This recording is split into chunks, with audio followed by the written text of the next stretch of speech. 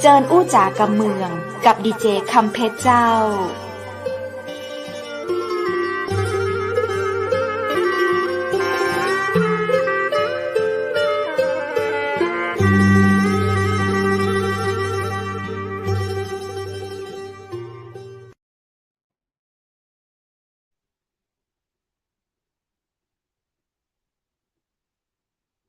สวัสดีเจ้า สวัสดีคุณผู้ชมที่ฮักและก็ตึงหาจัดนักนะเจ้า ยินดีต้อนรับเข้าสู่รายการอู้จ่ากับเมืองต่างจังใหม่มหานครแพร่ภาพออกอากาศจากอาคารวังสิงห์คำอำเภอเมืองจังหวัดเชียงใหม่เจ้า คุณผู้ฟังและคุณผู้ชมเจ้าปีกับปากับข้าเจ้าดีเจคำเพชรเจนเคยนะเจ้าป้ากันในวันนี้ตอดกับวันอังคารที่6เดือนกันยายน2565คุณผู้ชมและคุณผู้ฟังเจ้ามาป้ากันในช่วงของหน้าฝนนะเจ้าบางที่บางตางก็จะมีฝนน้อยลงซีนะเจ้าจะได้ก็ฝากดูแลรักษาสุขภาพกันด้วยนะเจ้าเนาะบอกว่าจะเป็นในเรื่องของฝนฟ้าอากาศในเรื่องของภาวะเศรษฐกิจต่างๆนะเจ้าอาจจะทำให้เกิดความบาสบายเจ็บป่วยไข้ได้นะเจ้าแน่นอนละเรื่องสุขภาพของคนเฮานี้เป็นสิ่งที่สำคัญยิ่งนักเลยนะเจ้าจะอ่านจะได้กับฝากให้ดูแลตัวเกาให้ดีๆนะเจ้าถ้าสุขภาพของเฮาดีแข็งแรงปอเฮาจะสามารถดูแลคนอื่นได้ดีตัวเจ้าเช่นกันละวันนี้เจ้าเฮาได้มีโอกาสได้ฟังเรื่องราวดีๆจากคุณหมอแพทย์แผนไทยเป็นเภสัชกรตัวยนะเจ้าเป็นมีเรื่องของการดูแลรักษาสุขภาพที่ดีมาฝากมาคือเฮาได้ติดตามรับชมรับฟังกันนะเจ้าทุกๆวันอังคารแรกของสุมาแต่เจ้าทุกๆวันแม่นแล้วกันเนาะ ทุกๆวันอังคารแรกของเดือนนะเจ้าทุกๆวันอังคารแรกของเดือนพี่หมอบัญชาสุวรรณธาดาเพิ่นจะมาอู้มาจ๋ามาเล่าประสบการณ์แล้วก็เอาความรู้ดีๆเกี่ยวกับสมุนไพรไทยเนาะมาเล่าสู่ให้เราได้มีความเข้าใจท่านใดที่มีคำถามฝากคำถามมาได้เลยนะเจ้ามั่นใจได้เลยนะเจ้าเพราะว่าพี่หมอบัญชาสุวรรณธาดาของเรานั้นเปิ้นเป็นที่ปรึกษาของการปลูกและการวิจัยเกี่ยวกับพืชกัญชาของมหาวิทยาลัยราชภัฏนครราชสีมานะเจ้าแล้วก็เป็นคณะทำงานศึกษาแก้ไขปัญหาการขออนุญาตและดำเนินการเกี่ยวกับพืชกัญชงกัญชาของสภาผู้แทนราษฎรเจ้ามั่นใจเนาะและในวันนี้นะเจ้าพี่หมอบัญชาสุวรรณธาดาหรือว่าดรบัญชาสุวรรณธาดาหรือว่าแพทย์แผนไทยเภสัชกรบัญชาสุวรรณธาดาท่านจะมาอู้จากับเฮาในเรื่องของการแพทย์แผนไทยร่วมสมัยกับการนำสมุนไพรร่วมรักษาดูแลสุขภาพมาฝากยินดีต้อนรับพี่หมอบัญชาสวัสดีเจ้าครับผมสวัสดีครับคุณคำเพชรนะครับแล้วก็ขอกราบสวัสดีท่านผู้ชมแล้วก็ท่านผู้ฟังทางบ้านที่เคารพทุกท่านนะครับวันนี้เป็นวันที่ผมอยากคุยกับทางรายการอย่างมากเลยคุณเพชรเนาะก็คือเรามีอะไรหลายๆอย่างนะครับที่ประสบความสำเร็จในส่วนของทางการแพทย์นะครับแล้วก็อยากจะนำเสนอแล้วก็อยากจะเผยแพร่นะครับเบื้องต้นก่อนเนื่องจากตอนนี้เป็นภาวะของฤดูมรสุมนะครับมีฟ้าฝนคะนองเนาะแล้วก็ขอฝากถึงพี่น้องประชาชนทุกท่านนะครับให้ดูแลสุขภาพนะครับใช้พืชสมุนไพรปรับสมดุลตัวเองสร้างภูมิคุ้มกันให้เรานะครับอย่ารอให้เราป่วยเราไข้นะครับต้องใช้ภูมิปัญญาของเราลุกขึ้นมาดูแลสุขภาพของเรานะครับเพื่อส่งเสริมสุขภาพที่ดีนะครับเป้าหมายของเราคือต้องการทำให้ประชาชนคนไทยนั้นไม่ป่วยนะครับคืออย่างนี้ครับคุณเพชรครับข่าวดีที่ผมอยากจะนำเรียนพี่น้องประชาชนวันนี้ก็คือว่าการแพทย์ไทยร่วมสมัยโดยเป็นโครงการวิจัยและพัฒนาของมูลนิธิโรงพยาบาลมะเร็งอุดรธานีที่ท่านผู้อำนวยการท่านประธานมูลนิธินะครับท่านนายแพทย์อิสระเจียมวิริยบุญญาเนี่ยท่านได้ก่อตั้งขึ้นแล้วได้ร่วมกันทำกับผมเนี่ยตอนนี้ทางท่านรองอธิบดีกรมแพทย์แผนไทยนะครับในงานประชุมครั้งก่อนเนี่ยนะครับของประมาณกลางเดือนเนี่ยท่านได้มีรับสั่งให้ผมขับเคลื่อนแล้วก็ให้นำองค์ความรู้ ของศาสตร์การผสมผสานระหว่างการใช้พืชสมุนไพรตามองค์ความรู้ภูมิปัญญาไทยร่วมการใช้กับการรักษาแบบแผนนึกภาพออกนะครับตอนนี้อยู่ในช่วงของระหว่างการเขียนโครงสร้างของหลักสูตรที่จะให้แพทย์ในประเทศไทยทุกแขนงนะครับทั้งแพทย์แผนปัจจุบันแผนไทยแผนจีนและก็หลายๆแผนเนี่ยได้ร่วมกันศึกษาแล้วนำองค์ความรู้เหล่านี้เข้าไปใช้ซึ่งมันจะเป็นสิ่งที่เกิดประโยชน์กับสุขภาพของประชาชนคนไทยอย่างมากเลยนะครับอันนี้เป็นข่าวดีที่ผมรู้สึกว่าวันนี้ขออนุญาตคุยกับคุณเพชรกับพี่น้องประชาชนในหัวข้อของการแพทย์ Contemporary Thai Medicine หรือที่เรียกว่าการแพทย์ไทยร่วมสมัยเนี่ยนะครับแล้วผมก็จะขออนุญาตยกตัวอย่างงานวิจัยที่เราไปได้ดุษฎียอดเยี่ยมกลับมาจากอินเดียนะครับแล้วก็ผมเชื่อว่ามันจะเป็นประโยชน์ต่อวงการแพทย์ไทยนะครับเป็นประโยชน์ต่อวงการสมุนไพรไทยเป็นประโยชน์ต่อสุขภาพของประชาชนรวมถึงการต่อยอดการยกระดับสมุนไพรไทยซึ่งจะต่อไปถึง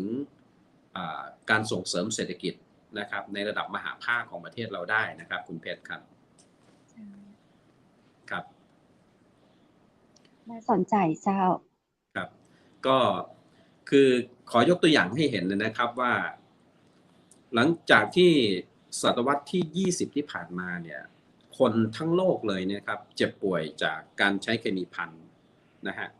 พอเข้าสู่ศตวรรษที่21ก็เลยเกิดงานศาสตร์แขนงใหม่ขึ้นที่ชื่อว่าการแพทย์ฐานไบโอเบสนะครับก็คือการผลิตยาจากฐานชีวภาพนะฮะแล้วก็การใช้พืชสมุนไพรในการดูแลสุขภาพตรงนี้แหละครับคือเป็น point สำคัญที่ทำให้การแพทย์แผนไทยถูกดีแคลร์มากขึ้นนะครับโดยการนำหลักวิทยาศาสตร์เข้ามาผสมผสานนะครับแล้วก็มีงานวิจัยเยอะมากจนเป็นที่มาที่ไปของ Contemporary Thai Medicine นะครับสิ่งที่เราพูดวันนี้จะเป็นประโยชน์ต่อแผ่นดินนะครับคุณเพชรครับขอให้พี่น้องทุกท่านฟังแล้ววิเคราะห์ตามผมแล้วก็จงใช้ประโยชน์จากหลักการเหล่านี้นะครับทั้งผู้ที่เป็นแพทย์และผู้ที่เป็นประชาชนนะครับผมยกตัวอย่างให้เห็นว่าพืชสมุนไพรเนี่ยเขาสามารถใช้ร่วมรักษากับยาที่เป็นยาหลักของประเทศที่เรียกว่ายาเคมีนะครับได้อย่างมีนัยสำคัญนะครับซึ่งมีงานวิจัยออกมาเยอะแล้วนะครับเทียบกับยามาตรฐานเลยสิ่งที่ผมพูดกำลังจะบอกให้เห็นว่าภูมิปัญญากำลังจะถูกเปิดเผยขึ้นโดยให้เราพึ่งพาตัวเองได้นะครับตัวอย่างเคสที่เราทำวิจัยเนี่ยอยู่สัก30เคสนะครับที่เราไปตีเปเปอร์ที่ต่างชาตินะครับในกลุ่มของคนไข้ที่เป็นมะเร็งผมขอใช้คำพูดให้ซอฟต์นิดหนึ่งก็คือเป็นกลุ่มคนไข้ที่เป็นโรค NCD นะครับคือการโรคติดต่อเรื้อรังแบบไม่ติดต่อโรคเรื้อรังแบบชนิดไม่ติดต่อขอโทษทีนะครับก็คือเราเก็บคนไข้กลุ่มนี้ที่เป็นมะเร็งสเตจที่4นะครับที่เขายินยอมสมัครใจนะครับใช้สมุนไพรร่วมการรักษา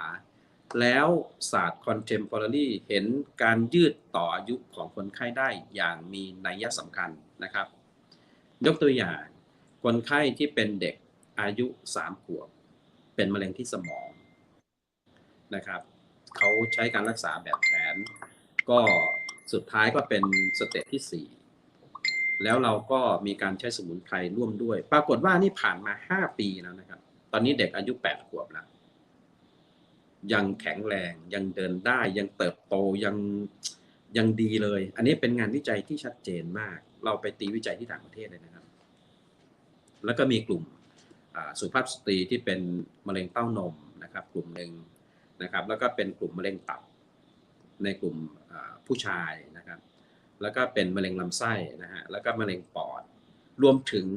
การเจ็บป่วยภาวะอื่นๆอย่างเช่นกลุ่มที่เป็นค่าไตสูงนะครับหรือกลุ่มที่ภูมิต้านทานตกสิ่งที่ผมพูดไม่ใช่เป็นการ over action นะครับแต่เป็นการส่งเสริมสุขภาพของคนไข้ในการนำสมุนไพรไทยเข้าไปร่วมรักษานี่คือประโยชน์อย่างแท้จริงของการใช้สมุนไพรซึ่งเราแบ่งเป็นเปอร์เซ็นต์นะฮะก็คือผู้หญิงถึง 63% ผู้ชาย 37% นะครับตรงนี้แหละครับที่ผมอยากนำเสนอวันนี้ว่าเอ๊ะแล้วอาจารย์บัญชามาพูดแบบนี้แล้วประชาชนจะเข้าใจไหมหรือมันจะเป็นประโยชน์อย่างไรเกิดแน่นอนครับเพราะว่าคอนเซปต์ของการแพทย์ไทยร่วมสมัยเนี่ยเราจะไม่รอให้ป่วยเหมือนที่ผมเคยเรียนให้คุณเพชรทราบเป็นระยะใช่ไหมครับโดยเฉพาะหน้าฝนหน้านี้เห็นไหมฮะผู้คนจะเป็นหวัดเป็นไอเนื่องจากฝนตกใช่ไหมครับเนื่องจากสภาวะอากาศเปลี่ยนอย่างนี้นะครับสุดท้ายป่วยบ้างไม่ป่วยบ้างเก็บอาการสะสมพอนานวันเข้าเนี่ยกลายเป็นการป่วยหลายๆอย่างติดตามมาเราสามารถที่จะดูแลตัวเองได้ก่อนโดยที่ไม่ต้องไปลำบากโรงพยาบาลซึ่งคนไข้ล้นโรงพยาบาลนะครับทุกที่เนี่ยคุณหมอท่านทำงานเหนื่อยมากเราเห็นแต่ละที่ก็น่าเห็นใจท่านนะครับตรงนี้แหละครับอย่างเช่นในภาวะของหน้าฝนเราสามารถใช้พืชสมุนไพรกลุ่มหนึ่งนะฮะที่จะบูสต์อิมมูนผมภาษาฝรั่งเรียกว่าบูสต์อิมมูนก็คือการสร้างเสริมภูมิคุ้มกันให้กับตัวเองโดยที่อย่ารอให้เสียสมดุลผมพูดย้ำอยู่บ่อยๆครับเรื่องของตำรับยาง่ายๆอย่างเช่นตำรับยาตรีผลาเนี่ยผมพูดในรายการนี้ 2-3 ครั้งแล้วนะเพื่ออะไรรู้ไหมครับคุณเพชรครับเพื่อให้คนเข้าใจง่ายแล้วก็อย่าลืมนะฮะว่าพืช 2-3 ตัวเนี้ยมันอยู่ในต่างประเทศเนี่ยเขาฮือฮามากเขามีงานวิจัยชัดเจนมีเปเปอร์ยืนยันว่ามันสามารถสร้างภูมิคุ้มกันให้กับร่างกายได้นะครับก็คือสมอไทยสมอพิเภกมะขามป้อมซึ่งโครงสร้างทางเคมีเนี่ยบอกชัดเจนนะครับบอกชัดเจนมากเลยและมันสามารถต้านการอักเสบในระดับชั้นเซลล์ได้สามารถปรับสมดุลในแกนกลางของร่างกายตั้งแต่ช่วงคอช่วงหน้าอกแล้วก็ช่วงคูดเสมหะที่เป็นการขับถ่ายระบายช่วงล่างเนี่ยนะครับเราดูแล3สิ่งนี้ให้อยู่ในภาวะสมดุลผมพูดบ่อยๆเพราะว่าอยากให้ผู้ชมที่ยังไม่เคยชมผู้ฟังที่ยังไม่เคยฟังเนี่ยได้ยินเรื่องเหล่านี้นะครับเพราะว่ามันถูกซ่อนอยู่ในภูมิปัญญาของประเทศไทยนะครับและที่สำคัญมีคนที่ดีแคลร์เรื่องนี้ได้คือในกลุ่มของแพทย์แผนไทยนะฮะมันเป็นตำรับยาง่ายมากผมแนะนำเลยครับคลินิกแพทย์แผนไทยมีอยู่ทั่วประเทศแพทย์แผนไทยกว่า 30,000 คนอยากให้ท่านประชาชนทั้งที่ฟังรายการนี้อยู่เนี่ยได้เห็นคุณค่าของตำรับสมุนไพรง่ายๆนะฮะซื้อมาเพื่อที่จะดูแลตัวเองนะครับส่งเสริมสุขภาพอันนี้ไม่ใช่เชิงรักไม่ได้หมายความว่าเรามาโอเวอร์เคลมนะครับว่าโอ้โหดีมากโน่นนี่ไม่ใช่แต่เป็นการใช้แบบส่งเสริมสุขภาพใช้แบบลักษณะของprevention นะครับเป็น preventive ก็คือลักษณะของป้องกันไม่ให้เราเจ็บป่วยซึ่งภูมิปัญญาการแพทย์แผนไทยโบราณดั้งเดิมเขาชี้ชัดเจนนะครับว่าการปรับสมดุลร่างกายอยู่เสมอเนี่ยเป็นสิ่งที่ดี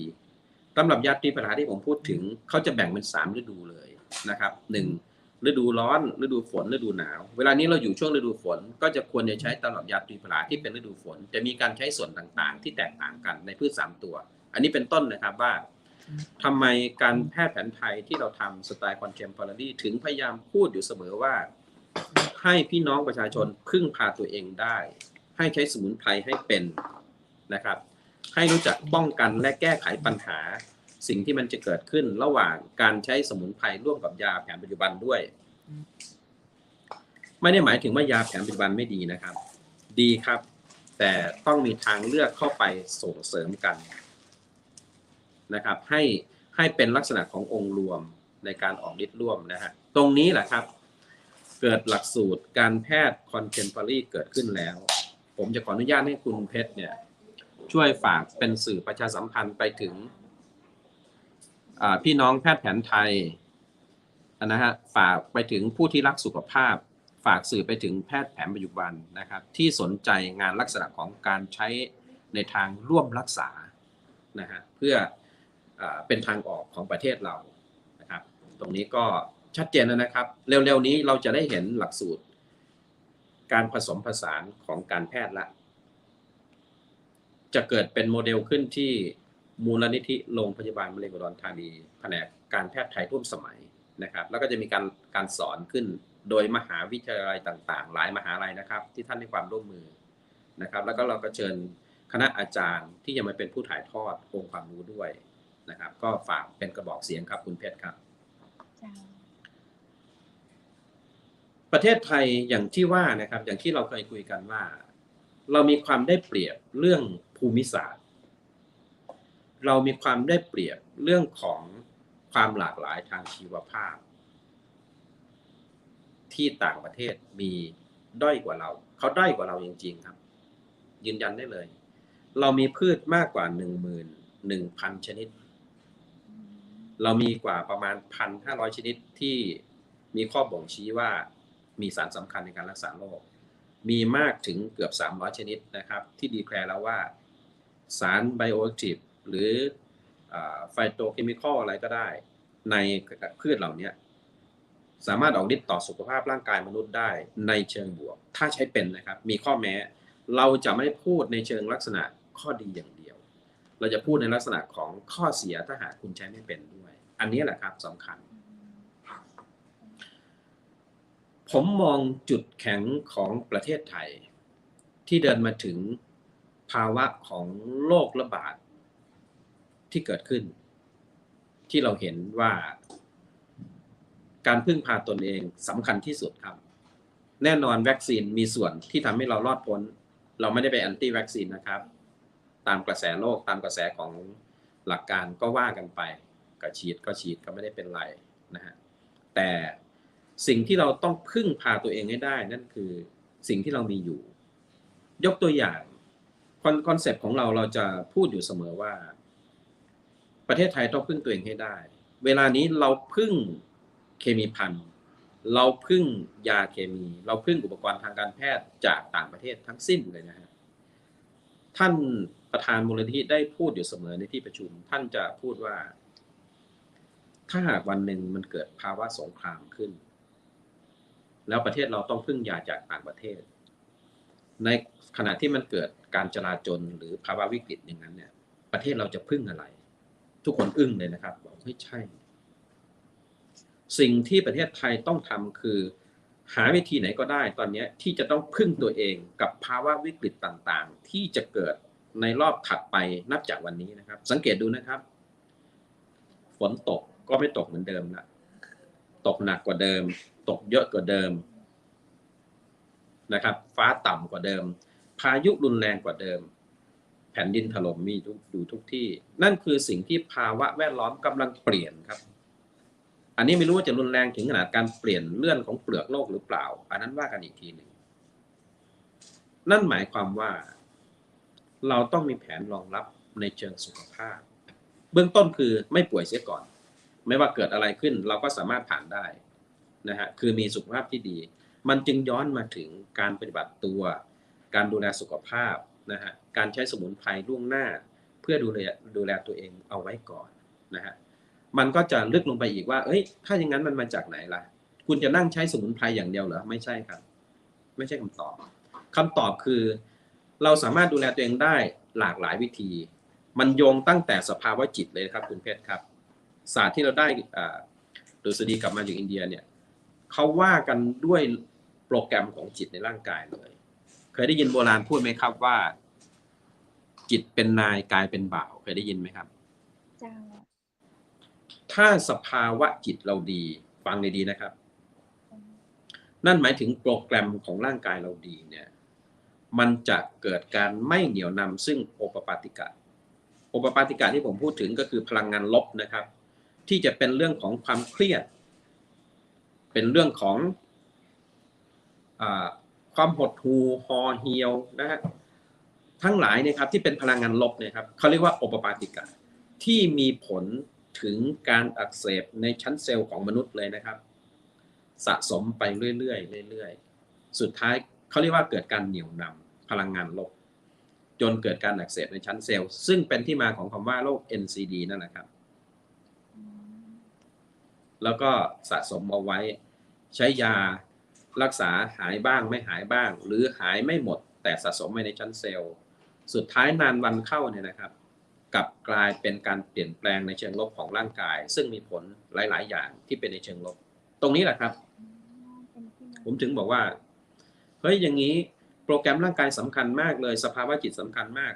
มันก็หมายความว่าพวกเราจะต้องมีสภาวะสุขภาพจิตที่ดีเสียก่อนนะครับหนึ่งรู้จักให้อภัยอโหสิกรรมไม่โกรธไม่เคืองมีภาวะจิตที่ดีนะครับประกอบไปด้วยตัวแปรก็รับประทานอาหารที่ดีนะครับพักผ่อนให้เพียงพอนะครับแล้วก็เสริมสุขภาพด้วยการใช้พืชสมุนไพรและอาหารที่ให้ฤทธิ์ในเชิงส่งเสริมสุขภาพซึ่งจะต้องไม่ประกอบไปด้วยอาหารที่ก่อโทษอย่างเช่นกลุ่มอาหารขยะตอนนี้คนเห่อกันกินนะครับผมเห็นแล้วน่าเป็นห่วงนะฮะไม่ว่าจะเป็นอาหารที่เป็นแปรรูปทั้งหลายเนี่ยนะครับหรืออาหารที่มาจากฝรั่งทำเนี่ยนะฮะล้วนแต่ถ้าในสายสุขภาพอย่างเราพูดเขาจะพูดว่าเป็นอาหารขยะเลยนะครับรวมถึงอาหารปรุงแต่งรสจนเกินไปอันนี้ล้วนแต่คือต้นเหตุของการเจ็บป่วยของมนุษย์ทั้งสิ้นแน่นอนครับคุณเพชรครับท่านผู้ชมทางบ้านครับเราจำเป็นที่จะต้องศึกษาข้อมูลหาความรู้แล้วก็ถามคืนว่าแล้วเราจะหาองค์ความรู้เหล่านี้ได้จากที่ไหนทางออกและคำตอบก็คือการแพทย์ไทย Contemporary Thai Medicine ข้อมูลเหล่านี้องค์ความรู้เหล่านี้ครับทุกท่านครับจะถูกเผยแพร่สู่แพทย์นะครับเภสัชกรผู้สนใจสุขภาพและพี่น้องประชาชนหมายความว่าประเทศไทยต้องพึ่งตัวเองแล้วนะครับ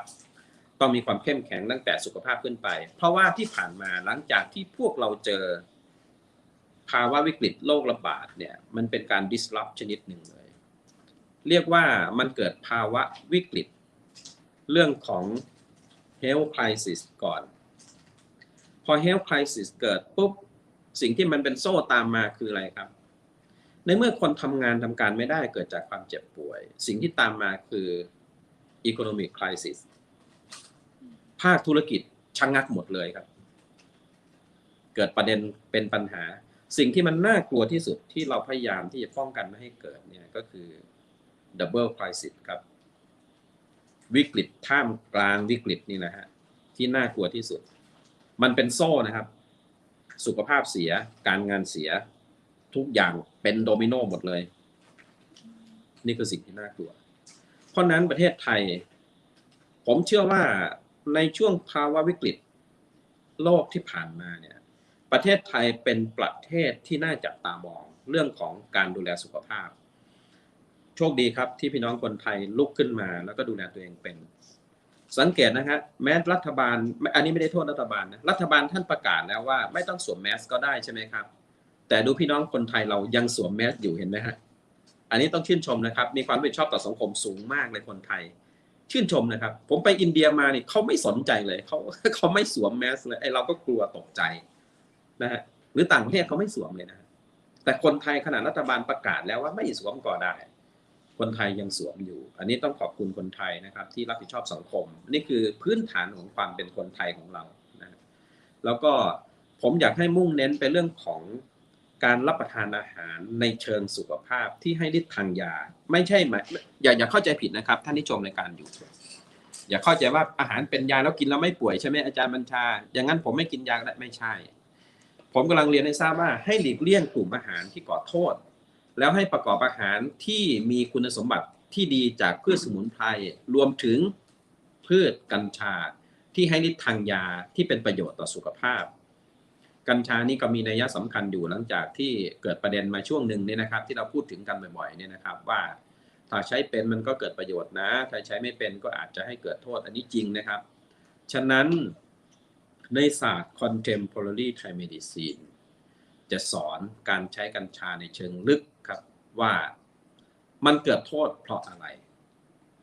เพราะคุณใช้แบบไหนแล้วมันเป็นประโยชน์ต้องใช้อย่างไรนะฮะจะใช้รักษาโรคใช้แบบไหน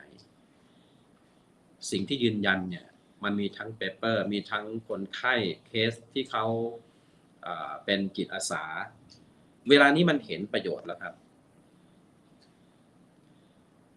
มันเห็นแล้วว่ากัญชารักษาโรคได้กัญชาดูแลสุขภาพได้แต่สิ่งที่มันเกิดในภาวะที่ผ่านมาเนี่ยที่เป็นข่าวกันอยู่เนี่ยมันเกิดจากหลายๆกระแสหนึ่งรู้ไม่จริง 2ข้อมูลบิดเบือนผมใช้ว่าข้อมูลบิดเบือนเลยนะฮะแล้วก็ใช้กัญชาไม่ถูกกาลเทศะโดยเฉพาะกลุ่มผมเน้นย้ำนะครับอย่าเน้นสูบเพื่อสันทนาการนะครับโบราณดั้งเดิมไม่ได้ส่งเสริมแบบนั้นนะฮะโดยเฉพาะในวัยปฐมวัยเนี่ยครับน้องๆวัยรุ่นเนี่ยผมขอเตือนด้วยความหวังดีเลยนะครับกลไกเอนโดแคนาบินอยด์ซิสเต็มในร่างกายของคุณในวัยปฐมวัยหรือวัยรุ่นเนี่ยคุณยังดีอยู่ครับแคนาบินอยด์ร่างกายไม่มีพร่องเลยครับอย่าไปเติมเข้าครับไม่มีประโยชน์นะฮะแต่ในวัยผู้ใหญ่อย่างผมอย่างคุณเพชรหรือผู้สูงอายุที่แคนาบินอยด์มันพร่องไปแล้วเนี่ยเราเติมได้ครับเติมจากพืชตัวนี้แล้วก็ต้องเติมอย่างมีลิมิตด้วยเพราะกัญชาออกฤทธิ์แบบไบพาสซิกเอฟเฟกต์เขาออกฤทธิ์แบบ low dose ก่อนนะฮะแล้วค่อยไป medium dose ไป high dose มันจะมีเทคนิคการใช้อย่างมีนัยสำคัญเรื่องเหล่านี้หมอจะเป็นคนดูแลส่วนเรื่องการประกอบอาหารเรื่องการใช้ตามภูมิปัญญาอันนั้นไม่ผิดนะครับใส่ต้มยำทำแกงกระตุ้นให้ร่างกายดีแต่อย่าใช้แบบเนืองๆนะครับอย่าไปใช้ทุกวี่ทุกวันให้เว้นช่วงเนี่ยนะครับให้ร่างกายมันดีท็อกซ์ส่วนที่มันเป็นของเสียของเกินทิ้งไปเสียเพราะรีเซพเตอร์ในร่างกายของมนุษย์เนี่ยถ้าเขารับสารเกินมันจะเกิดความชินชาแล้วมันสุดท้ายมันจะไม่รับนะครับกลายเป็นเออร์เลอร์นะฮะร่างกายพอเขาเริ่มจะสูญเสียความสมดุลเนี่ยเขาจะปล่อยรีเซพเตอร์มารอรับยาเลยพอยาเข้าไปได้เพียงพอเขาก็จะโอเคแค่นั้นนะฮะส่วนที่เหลือก็จะไร้ประโยชน์ต้องดีท็อกทิ้งฉะนั้นใช้เยอะเกินไม่มีประโยชน์หรอกครับซึ่งตรงกับภูมิปัญญาโบราณนะครับอย่างเช่นในตำรับยา1ตำรับเนี่ยมีตัวยาอื่นๆอยู่ถึง20ส่วนเนี่ยฮะอาจจะมีกัญชาแค่ส่วนเดียวเป็นต้นเนี่ยยกตัวอย่างให้เห็นฉะนั้นฝากถึงพี่น้องประชาชนครับกับข่าวของการใช้กัญชาที่บิดเบือนอยู่เอาแต่แง่มุมลบมาพูดเนี่ยผมไม่เห็นด้วยนะฮะเพราะว่า1เขาเป็นพืชของภูมิปัญญาไทยดั้งเดิมนะฮะ2เขาเป็นเพียงสมุนไพรพืชพิษที่ให้ฤทธิ์ทางยาเราต้องใช้ให้เป็นนะครับ3เขาจะเป็นตัวขับเคลื่อนสมุนไพรต่างๆให้เดินตามอีกนับหลายร้อยชนิดนะครับก็คือ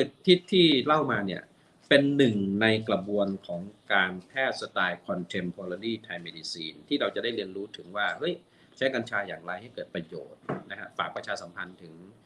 พี่น้องแพทย์แผนไทยนะครับจะเป็นโอกาสที่ดีนะครับที่แพทย์แผนไทยจะได้ผสมผสานนะฮะทำงานร่วมงานกับการแพทย์แผนปัจจุบันได้โดยนำองค์ความรู้มาดีแคลร์กันนะครับในหลักสูตรจะเป็นอย่างนี้จริงๆนะฮะแต่เราจะยืนไว้ซึ่งองค์ความรู้การแพทย์แผนไทยเป็นหลักนะครับ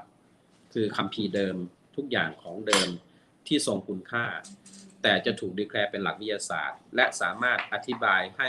คุณหมอปัจจุบันซึ่งผมขอชื่นชมกับหลักการแพทย์สมัยใหม่นะครับที่คุณหมอปัจจุบันท่านเรียนเนี่ยท่านเรียนมันลึกมากและใช้เวลาเรียนถึง6 ปีนี่ไม่ธรรมดาฉะนั้นมันไม่แปลกหรอกที่หมอบางท่านที่ยังไม่เข้าใจสมุนไพรหรือกัญชาแล้วท่านจะยังไม่กล้าใช้อันนี้ผมไม่ว่าท่านไม่โทษเลยแล้วก็เห็นด้วยแต่ทุกครั้งที่คุณหมอที่เขาเห็นประโยชน์แล้วหมอที่เขาได้ข้อมูลที่ชัดเจนแล้วเนี่ยเขากล้าใช้ผมยกตัวอย่างเลยท่านประธานมูลนิธิผมเนี่ยนะครับนายแพทย์อิสระเจียวิริยบุญญาเนี่ยครับท่านเป็นแพทย์แผนปัจจุบันที่เข้าใจสมุนไพรและเข้าใจบริบทการใช้สมุนไพรมันจึงเกิดงานตัวนี้ขึ้นนะฮะจะทำให้แผนไทยเข้าใจแผนปัจจุบันแผนวันเข้าใจแผนไทยสิ่งที่ผมพูดมาเป็นประโยชน์ต่อแผ่นดินไทยนะครับการแพทย์แบบนี้จะเกิดขึ้นที่ประเทศไทยมีหลายคนถามว่าไอ้สิ่งเมื่อสัก2 สัปดาห์ที่แล้วผมกับท่านผู้อำนวยการไปออกรายการทีวีเนี่ยนะครับก็มีคนมาคอมเมนต์มาถามว่าแล้วการแพทย์แบบที่อาจารย์เซตขึ้นเนี่ยมันมีที่ใดในโลกหรือยังเราให้คำตอบ2 ทางครับ1ในสากลของโลกทั้งหลายที่เขาเริ่มศึกษาฐานไบโอเบสเขาสนใจแต่เขายังไม่ทำถึงขนาดเรา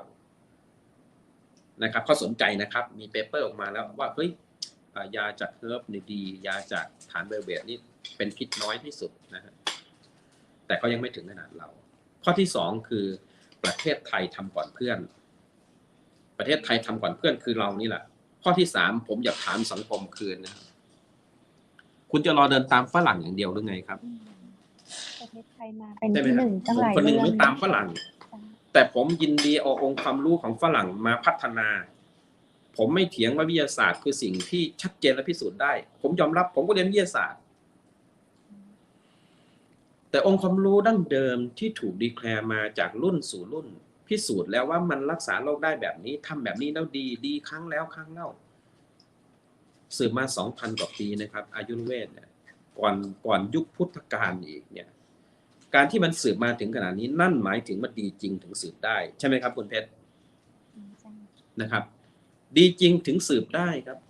ฉะนั้นให้ประเทศไทยมองจุดแข็งของตัวเองเชื่อมั่นในตัวเองมีคนไทย2 คนแหละที่มานั่งคุยกันณวันนี้คือนายแพทย์อิสระกับผมที่เป็นแพทย์แผนไทยเนี่ยบอกเลยว่าเราทำเราไม่สนใจว่าหน่วยงานไหนจะเข้ามาอุดหนุนอุ้มชูหรือสนับสนุนแต่เราต้องการเผยแพร่เพื่อประโยชน์ต่อประชาชนครับขณะเดียวกันหน่วยงานใดสนใจองค์ความรู้ตัวนี้คุณติดต่อเข้ามาเรายินดีเผยแพร่ให้เป็นประโยชน์ต่อแผ่นดินต่อวงการแพทย์ต่อผู้ที่สนใจสุขภาพอันนี้คือสิ่งที่เราเน้นย้ำทีนี้ผมจะขออนุญาตเราเหลือเวลากี่นาทีครับคุณเพชรครับเหลือพอสมควรเนาะประมาณเจ้าครึ่งชั่วโมง โอเค เจ้าช่วงท้ายผมจะทิ้งให้สักประมาณ10 นาทีเพื่อให้ทุกคนได้ถามแบบ360 องศาเลยนะครับผมจะตอบทุกมุมเลยผมขออนุญาตนำเสนอให้ฟังนะครับวงการเภสัชกรรมไทยเนี่ยอาจจะยังไม่เคยได้ยินหรือบางท่านอาจจะได้ยินถ้าไปเรียนที่ต่างประเทศสิ่งที่เรานำกลับมาคือเราเข้าใจไวเบรดของร่างกายมนุษย์เราเข้าใจไวเบรดของยาเราเข้าใจเรื่องของ energy เรื่องของพลังงาน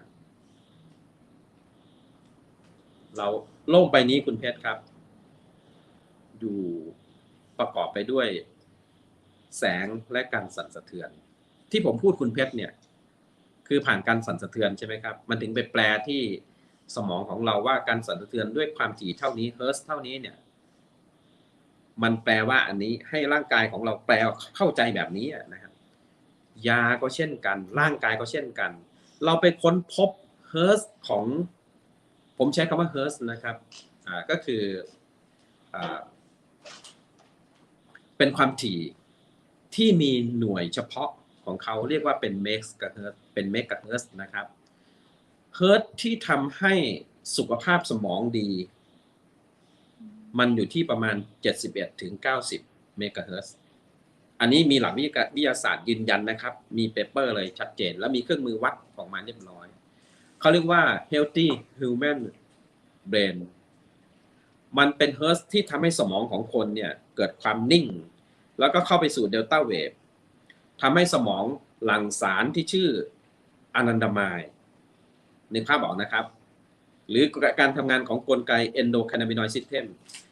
ผมพูดแบบนี้มันอาจจะมีศัพท์วิชาการถ้าไม่เข้าใจรอถามผมทีหลังขอผมพูดไปก่อนนะครับแล้วก็ถัดมา62 ถึง 68 เมกะเฮิร์ตซ์เนี่ยมันเป็นเฮิร์ตซ์ของ healthy human body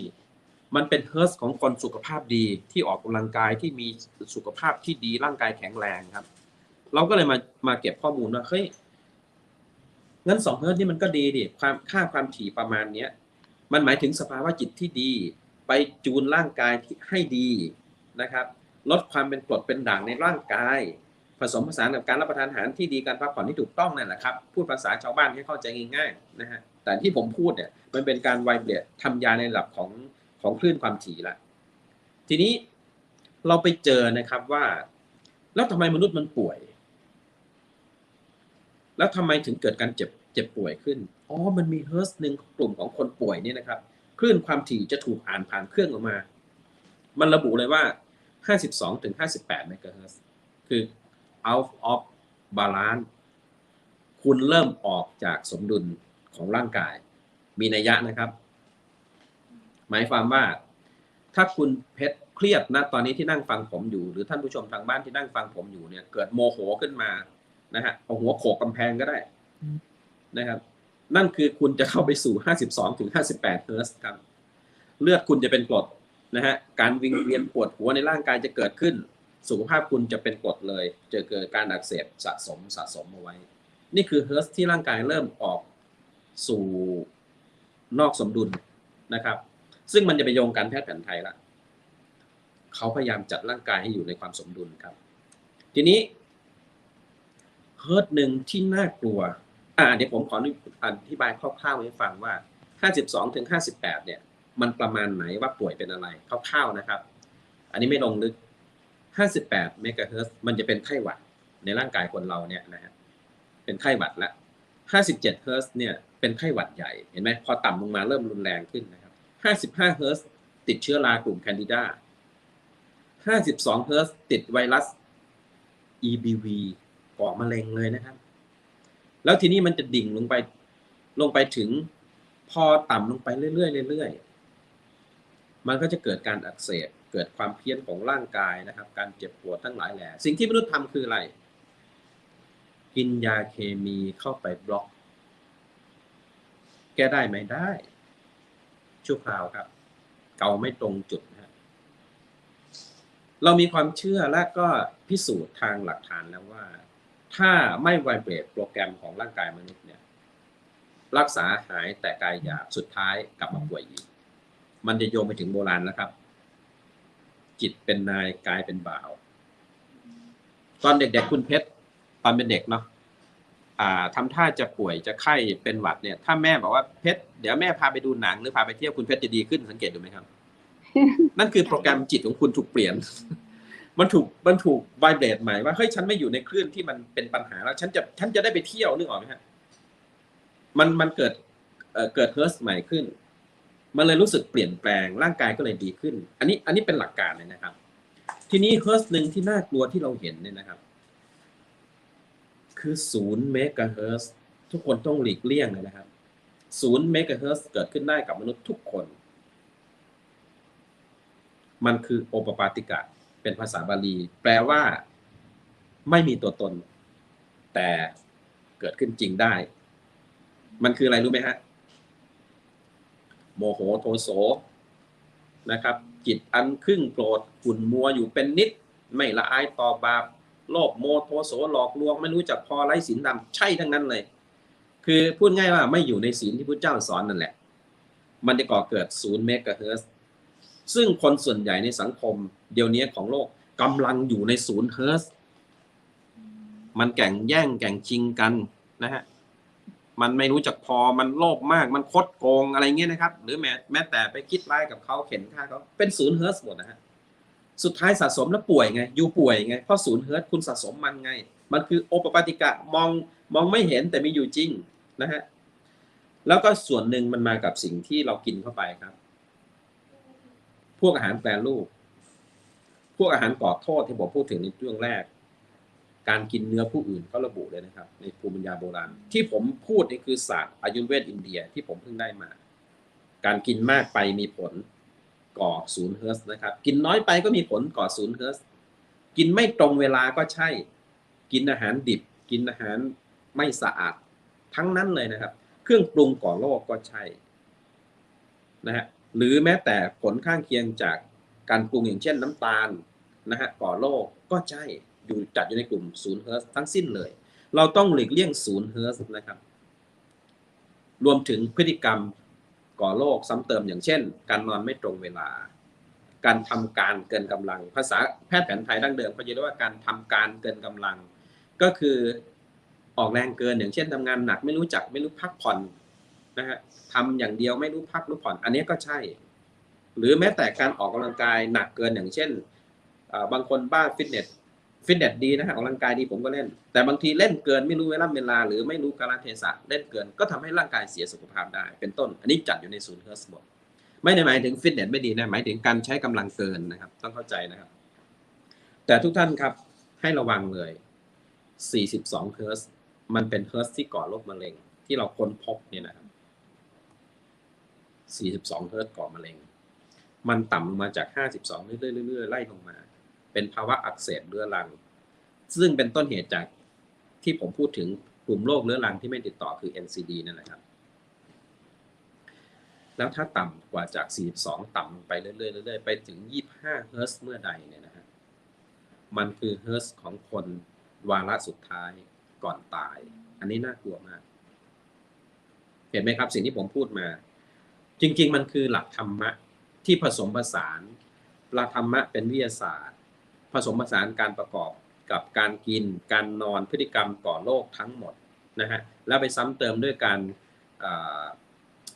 ไม่ดูแลตัวเอง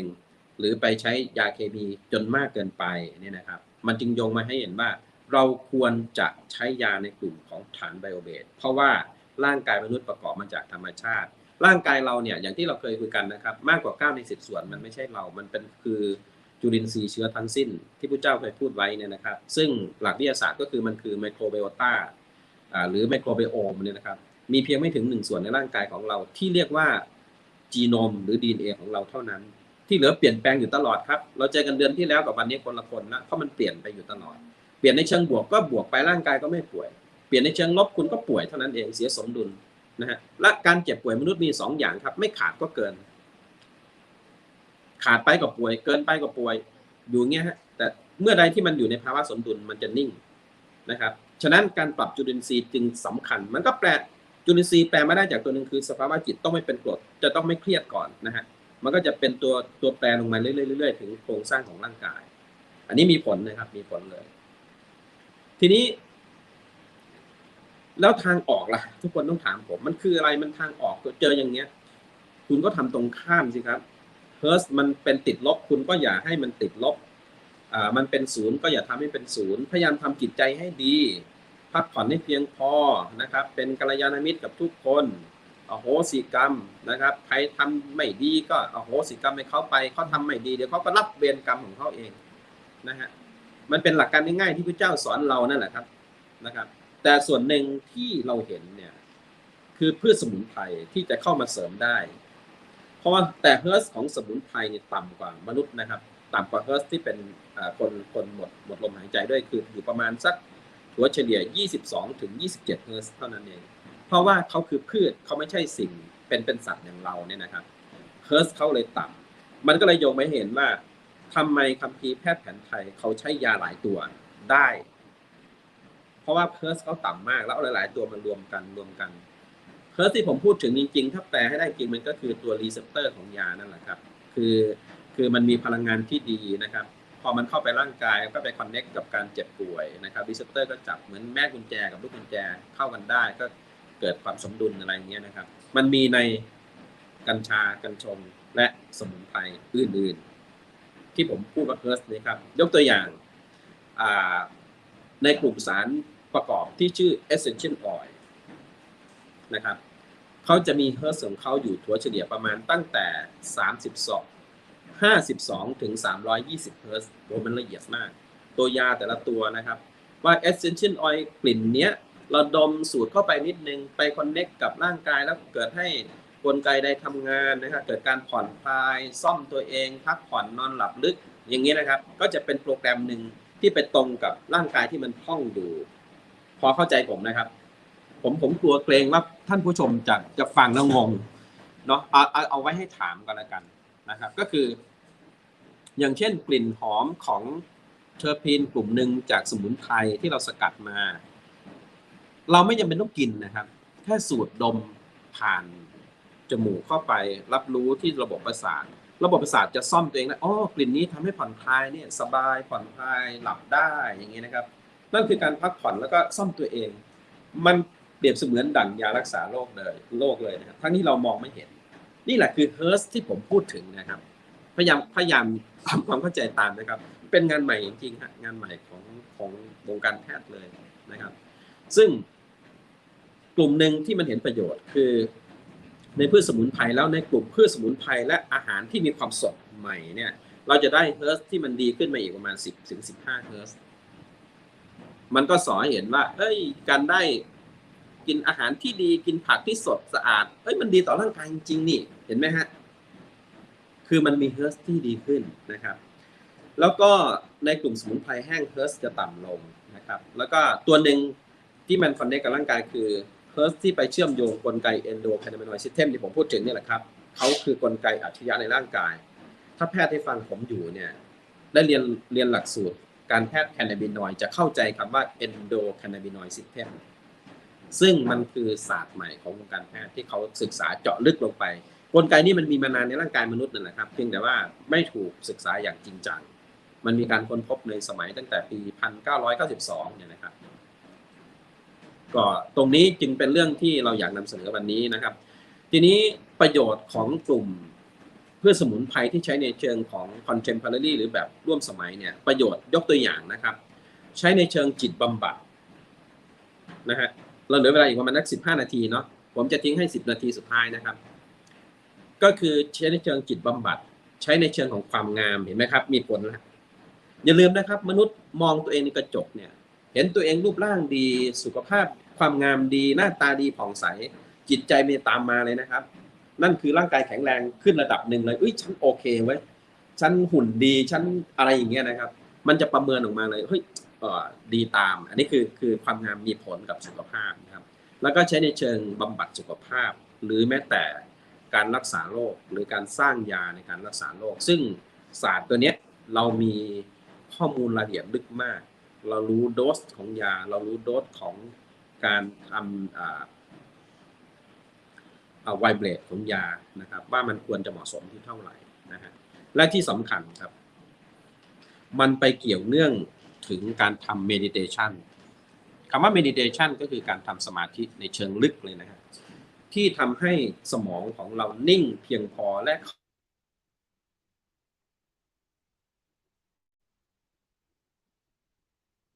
ร่างกายมันสั่งซ่อมตัวเองได้อย่างดีโกรทฮอร์โมนจะหลั่ง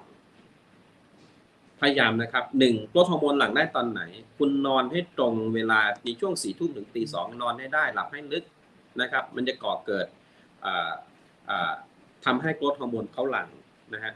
ทีเนี้ยส่วนหนึ่งที่ทำได้ก็คือการทำเมดิเทชันให้ถึงกลุ่มหนึ่งที่เขาทำได้ครับกลุ่มพระที่ท่านปฏิบัติดีปฏิบัติชอบ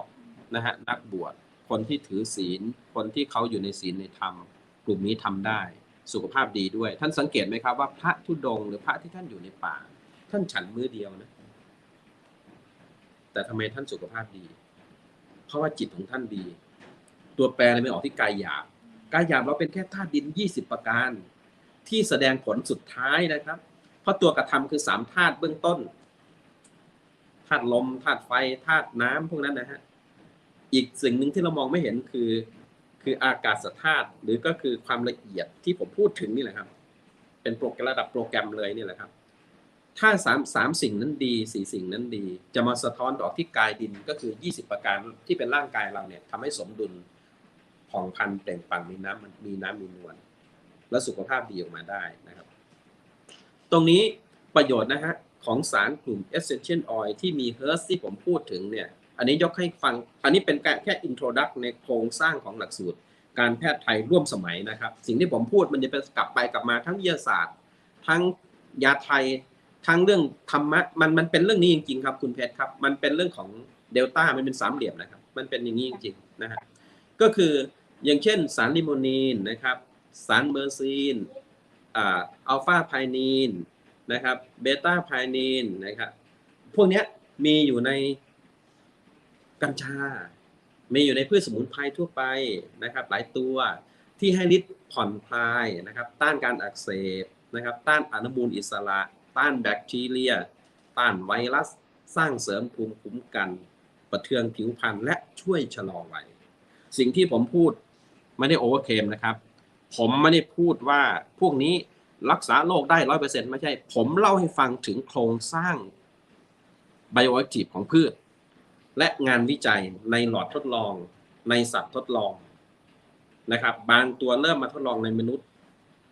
นะฮะซึ่งมันก็ต้องผ่านกระบวนวิจัยทั้งหลายแหละกรรมการแล้วเขาจะต้องดูแลรับผิดชอบให้มันมีความปลอดภัยสูงนะฮะก็คืออยากให้เห็นว่าประโยชน์สิ่งเหล่านี้มีอยู่จริงนะตัวสมุนไพรที่เป็นแค่เพียงกลิ่นเนี่ย ที่เรียกว่า essential oil ที่มีเฮิร์สยาพิเศษเนี่ยที่มีเขาเรียกว่าไวเบรดพิเศษเนี่ยสามารถให้ฤทธิ์ต่อสุขภาพได้จริงซึ่งมีความปลอดภัยสูงมากเราไม่ได้รับประทานเข้าไปนะครับแค่สูดดมแค่ประเทืองผิวทาผิวเป็นต้นเนี่ยนะครับแค่นี้ครับก็เป็นอันนี้คือผมยกตัวอย่างให้เห็นแค่เป็นหนึ่งในกระบวนของการดูแลสุขภาพทั่วไปที่ไม่ให้เราป่วยนะครับที่ไม่ให้เราป่วยวงการหนึ่งที่ผมเห็นเลยคือวงการที่เขาจะทำในกลุ่มของสปาคุณเพชรครับขอฝากประชาสัมพันธ์นะครับวันที่25ผมจะมีบรรยายที่เชียงใหม่นะครับเชิญคุณเพชรเป็นทางการนะฮะ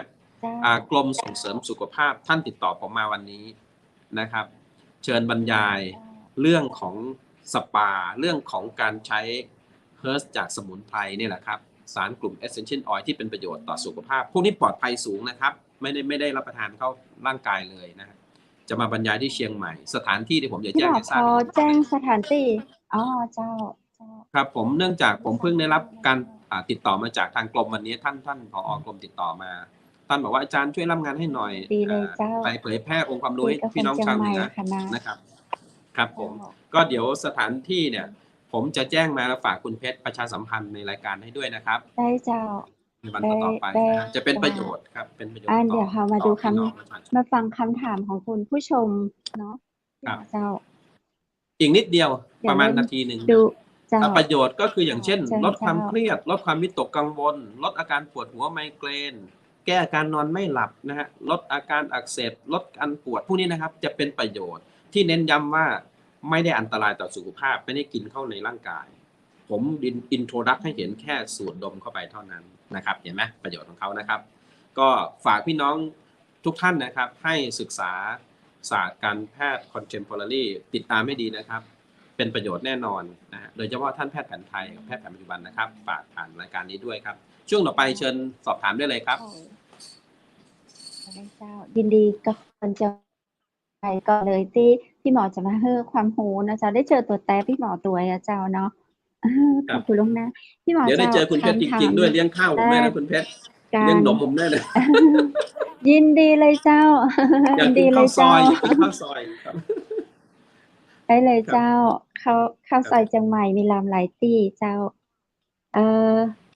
คำถามแรกนะเจ้าพี่หมอการนอนตารางชีวิตอย่างที่พี่หมอแจ้งเจ้าเปิ้ลบอกว่าถ้าเปิ้ลไม่ได้นอนตามเวลานั้นเปิ้ลจะสามารถกำหนดเวลาเองจะเป็นต่อสุขภาพเปิ้ลก็เจ้าคืออย่างนี้ครับพยายามนอนมันมีศาสตร์ของการดูแลสุขภาพเนี่ยจริงๆการนอนมากไปไม่ดีนะครับนอนน้อยไปก็ไม่ดีนะฮะนอนให้เราได้หลับลึกที่สุดเอาอย่างนี้ผมยกตัวอย่างนะเวลาที่เรานั่งทำงานในออฟฟิศนะฮะหลังจากที่มื้อเที่ยงเนี่ยนะครับศาสตร์ของสากลเขาแนะนำให้งีบสักแป๊บหนึ่งแต่อย่านานนะครับงีบบนโต๊ะทำงานเราก็ได้นั่งผมทำประจำฮะนั่งปล่อยรีแลกซ์เลยในเก้าอี้ทำงานเนี่ยสักราวๆ15-20 นาทีนะฮะอันนี้ก็ช่วยได้นะฮะมันจะเป็นการเหมือนกับชัตดาวน์นิดนึงให้ร่างกายเราเหมือนปิดระบบนิดนึงแล้วก็ซ่อมตัวเองหน่อยแล้วก็ก่อนทำงานต่ออย่างเงี้ยนะครับแต่ผมแนะนำว่าให้นอนให้ได้ในช่วง4 ทุ่มถึงตี 2จริงๆแล้วเนี่ยการที่คุณไปฝืนนอนดึกไม่มีประโยชน์แล้วคุณชอบไปคิดว่าไปนอนชดเชยตื่นเช้าก็ได้คิดผิดอย่างรุนแรงเลยนะครับการนอนผิดเวลาในทางการแพทย์แผนไทยเนี่ยระบุชัดเจนในคัมภีร์เลยว่าทำให้ธาตุดินพิการเลยนะครับธาตุดินก็คือธาตุ20 อย่างที่เป็นภายนอกเรานี่แหละครับเป็นร่างกายเป็นผมเป็นหน้าเป็นฟันเราเนี่ยนอนผิดเวลาเนี่ยป่วยได้เลยนะครับแนะนำให้นอนในเวลาเดิมไม่ว่าวันนั้นคุณจะนอนดึกหรือไปทำอะไรมาแต่วันรุ่งขึ้นถึงเวลาเดิมให้นอนเลยครับอย่าไปฝืนนอนต่อในช่วงเช้าต่อให้ไปนอนในเวลาเดิมเดี๋ยวร่างกายจะปรับสมดุลเองว่าเฮ้ยฉันไม่เมื่อวานนอนไม่พอดึงวันนี้ถึงเวลามันจะง่วงเองนะฮะแล้วเขาก็จะหลับเองแล้วไปตื่นเอาผมเนี่ยไม่ว่าจะนอนดึกแค่ไหนถ้ามีธุระเดินทางหรือแล้วแต่ผมจะตื่นตี 5ทุกวันต้องรู้สึกตัวตี 5 ถึง 6 โมงต้องรู้สึกตัวแล้วไม่นอนต่อนะฮะ พอวันรุ่งขึ้นมันจะไปหลับเองครับ4 ทุ่ม5 ทุ่มหลับละเน้นย้ำครับการนอนคือการซ่อมตัวเองที่ดีที่สุดครับพี่บ่าวเจ้าแล้วก็มีคำถาม ถ้านอนได้หลับ ว่า ไม่ลึกก็ช่วยด้วยพืชสมุนไพรนั่นแหละครับไม่จำเป็นต้องกัญชานะครับอย่างขี้เหล็กอย่างนี้ฮะเสริมการนอนดีมากเอาใบขี้เหล็กนะครับไปส่วนของยอดอ่อนดอกขี้เหล็กนะครับไปแกงสักถ้วยหนึ่งนะลองดูนะครับมื้อเย็นใดที่คุณรับประทานแกงขี้เหล็กสังเกตได้คืนนั้นคุณจะหลับลึกแล้วรุ่งขึ้นคุณจะถ่ายระบายได้ดีนะฮะโล่งโปร่งสบายลองได้เลยครับภูมิปัญญาง่ายๆแบบนี้นะฮะซึ่งเขามีข้อมูลทางการแพทย์แผนไทยตามคัมภีร์ระบุชัดเจนนะครับหลายตัวพืชสมุนไพรที่ทำให้หลับลึกได้นะครับครับต่อเลยครับเจ้าพี่หมออันนี้ถามเรื่องของคำว่าเฮิร์ตเราจะวัดในร่างกายของเราว่ามีกี่เฮิร์ตจากอะไรเพราะว่าปกติไปหาหมอจะตรวจ38 องศาก็คือเป็นไข้อ๋ออันนี้ต้องเรียนให้ทราบตรงๆเลยนะครับเป็นศาสตร์ใหม่มากป้ายแดงเลยผมพูดที่นี่เลยป้ายแดงนะฮะก็คือผมเพิ่งได้ดุษฎียอดเยี่ยมกลับมาจากอินเดียนะครับแล้วในวงการแพทย์ไทยยังไม่มีการจับเฮิร์สแบบนี้แต่ต่างประเทศมีแล้วครับก็คือมันเป็นเว็บของการสั่นสะเทือนนั่นแหละครับคุณเพชรครับซึ่งมันเป็นเว็บของการสั่นสะเทือนนะฮะฝรั่งมาเรียกว่า frequency เคยได้ยินไหมฮะนะความถี่นะฮะคุณเพชรครับแล้วก็3 สิ่งมันเชื่อมกันครับ energy frequency แล้วก็ vibration ในร่างกายเรามันสั่นสะเทือนอยู่ตลอดนะฮะตัวยาก็เหมือนกันนะเขามีโปรแกรมของเขานะครับความถี่ที่คุณเพชรถ่ายทอดออกไปผ่านสื่อผ่านระบบไปให้พี่น้องประชาชนฟังเนี่ยมันก็ถูกเป็นความถี่ของเขาเฉพาะใช่ไหมครับมันถึงจะสามารถสื่อออกมาได้วิทยุสื่อสาร2 อันเนี่ยมันต้องมีความถี่ตรงกันก่อนมันถึงจะสื่อสารกันได้ใช่ไหมครับฉะนั้นเราค้นพบว่ายากับตัวรับในร่างกายก็เช่นกันถ้ามาแปลเป็นหลักของเภสัชมันก็คือรีเซพเตอร์กับตัวรับในร่างกายนั่นแหละครับคือตัวรับในร่างกายกับรีเซพเตอร์จากมันมาเจอกันมันรับได้มันก็เลยเกิดการปรับสมดุลในร่างกายเปรียบเสมือนแม่กุญแจกับลูกกุญแจนั่นแหละครับอันนี้เป็นงานใหม่จริงๆเลยถ้าเภสัชหรือแพทย์ท่านฟังอยู่ท่านอาจจะงงว่าเฮ้ยอาจารย์บัญชาพูดเรื่องอะไรอาจารย์บัญชาพูดเรื่องอะไรอย่างเงี้ยนะครับแต่ว่าตรงเนี้ยก็จะเป็นศาสตร์เฉพาะของการแพทย์ไทยร่วมสมัยซึ่งเราเตรียมจะเผยแพร่เป็นหลักสูตรสอนคือไม่ได้ไปสร้างเปลี่ยนแปลงโครงสร้างยาเลยนะครับแต่เราชี้ให้เห็นว่าเฮ้ยมันมีนัยสำคัญนะในการที่จะรักษาร่างกายคนนะครับคือพูดง่ายว่าปรับสภาวะจิตก่อนนั่นแหละครับปรับสภาวะจิตก่อนนั่นแหละครับต้องปรับสภาวะจิตไม่ให้เขาเรียกว่าให้มันตรงกันกับตัวยาเนี่ยนะฮะตรงนี้ค่อนข้างลึกครับค่อนข้างลึกครับถ้าท่านใดสนใจอาจจะต้องเชิญเรียนในหลักสูตรของการแพทย์contemporary ก็จะมีความเข้าใจมากขึ้นครับพี่เจ้าแล้วนี้น่าจะเป็นขอพี่หมอไว้ตอบไว้มาคุยน่าจะยาวเพราะว่าเขาบอกว่าอยากให้คุยเรื่องของ3 ช่วงฤดูในการใช้ยาแต่ละขนาด3 ขนาดในรายละเอียดในตำรับตรีผลา3 ฤดูใช่ไหมครับใช่ไหมฮะยาปรับสมดุลธาตุใช่ไหมครับเพราะว่าพิมพ์มาแค่3 ฤดูใช้ยา3 ขนาดครับใช่ครับผมแนะนำคือตำรับยาตรีผลาตำรับยาง่ายๆใช้ประจำฤดูให้ท่านไปปรึกษาแพทย์แผนไทยที่มีอยู่ทั่วประเทศเขาจะปรุงยาเฉพาะฤดูกาลเลยอย่างคือตำรับเดิมนั่นแหละครับแต่เขาจะยักยาให้มันตรงกับฤดูว่าฤดูฝนควรจะปรุงยาประมาณไหนฤดูร้อนควรจะปรุงยาตัวไหนอยากให้แบบคุยรายละเอียดเรื่องนี้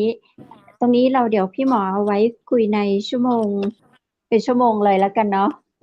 สามารถ 3 ชั่ว สา โม มาง รถ ดู คุย ใน ได้ การใช้ แต่ว่า ยา3 ขนาด ตอนนี้ เจ้า เวลาหมดเนาะ เขาอยากได้ เสี ราย ดา ละ ย เอี นะ ย ครั ด บ วันนี้หมด เสีย เว ดาย ลา เสียดา แล้ ยว ผมอยากบ ใช่ อกนะ เจ้า อยากบอกมากเพื่อให้พึ่งตัวเองได้นะครับ ก็ ครับ เดี๋ยวขอเอาเป็นรายละเอียด1 ชั่วโมงต่อไป จะได้ ค แบ รับบ ผ เข้าม ใจ ได้ครับ ยินดีเลยครับ ยินดีเลย เต็มที่เลย วันนี้ขอบคุณพี่หมอมากเลยเจ้า เดี๋ยวปากันที่เชียงใหม่ สถานที่ก็เดี๋ยวจะแจ้งกันแถมกรรมเนาะ วันที่25 กันยายนนี้มาก็เจ้า ครับผม ครับ แล้วจะได้ฟัง งั้น เรื่ วั อง น นี้ นี้ เดี๋ยว ข ผ อ ม ข จะ อบ เล่า คุ เรื่ ณ องนี้ในงานบรรยายของวันที่ 25 นี้ด้วย เอางี้ดีเนาะ ได้ เชิ เล ญนะ ย ครับ ท่า งั้ น น ใดที่ อัน สน เดี๋ย ใจ วทีมงานเชียงใหม่มหานครจะเก็บมาฝากคุณผู้ชมด้วย แต่ถ้าคุณผู้ชมท่านใดที่สามารถไปร่วมงานได้เนาะ เดี๋ยวเขาจะแจ้งสถานที่ให้นะเจ้า ครับผม พอ อัน ดีเพิ่ ช่ งได้ วง รับ นี้ขอบคุณพี่หมอบัญชา สุวรรณธาดานะเจ้า เดี๋ยว ครับผ พบ ม กัน ข ห อ น้า บคุ ปา ณ กัน ครั ทำ บ ไม ขอบคุณทุกท่าน สำหรับวันนี้สวัสดีเจ้า ครับ สวัสดีครับ สวัสดีครับ คุณผู้ชมเจ้า โอ้โฮ วันนี้ได้สาระความรู้ ได้สุขภาพดีกันทั่วหน้านะเจ้า ก็ต้องขอบคุณพี่หมอบัญชา สุวรรณธาดานำนะเจ้า ที่ให้สาระดี ๆ เนาะ ความรู้กู้คนเมืองเหนือเรา คุณผู้ฟังที่อยู่ต่างประเทศก็ฟังแล้วก็สอบถามกันเข้ามาได้เหมือนกันนะเจ้า เดี๋ยวเดือนหน้าเนาะ ทุกวันอังคารแรกของเดือน พี่หมอจะมาอู้จากับเราในรายการอู้จากับเมืองต่างจังหวัดมหานครนี้ กับเรื่องราวสาระดีๆจะอี้นะเจ้า น่าเสียดายวันนี้หมดเวลาลงให้แล้วนะเจ้า คำถามยังมีอยู่แหมจะได้จะเก็บไว้ให้พี่หมอมาตอบให้นะเจ้าเนาะ คุณผู้ชมและคุณผู้ฟังเจ้า วันนี้ข้าเจ้าและทีมงานเชียงใหม่มหานครก็ขอกราบขอบพระคุณพระอาจารย์รัตน์ รัตนยาโน จากพุทธอุทยานสวนดูแลน่ารักธรรม ตำบลแม่แลม อำเภอแม่ริม จังหวัดเชียงใหม่ตัวยนะเจ้า และขอขอบคุณสปอนเซอร์ใจดีตังอำเภอแม่เสลียงนะเจ้า สอบถามรายละเอียดเรื่องของห้องพักกันได้ที่โรงแรมแม่เสลียงเวียงงาม 053-621-444 เจ้า ขอบคุณน้ำผึ้งแท้ น้ำผึ้งตราสารวีนะเจ้า น้ำผึ้งจากธรรมชาติ เจ้า มี อย. รับรองนะเจ้า และขอบคุณผลิตภัณฑ์ Delo Plus นะเจ้า Delo Plus หรือว่า Delo Detox นะเจ้า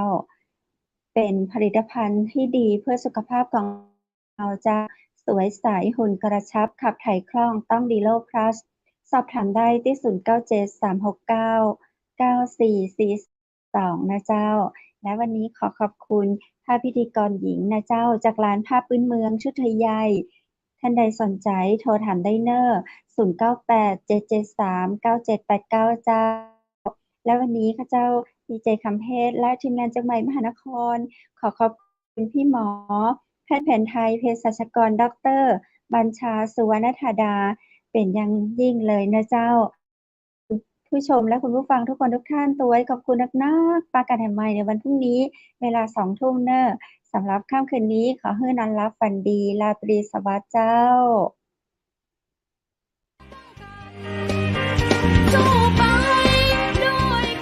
สถานีวิทยุเจียงใหม่มหานคร 107.25 เมกะเฮิรตซ์ ขอแสดงความห่วงใยและเป็นกำลังใจให้ทุกท่านในช่วงการระบาดของโรคโควิด -19 ในครั้งนี้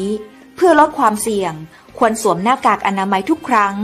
ล้างมือเป็นประจำ ขอให้อยู่ที่บ้านให้นักที่สุด ด้วยความปรารถนาดีจากหมู่เฮาเจ้าเจียงใหม่มหานคร สนับสนุนโดยกาแฟโกแม็กคอฟฟี่และโรงแรมแม่เสรียงเวียงงาม โทร 053-621-444 และ 081-595-2883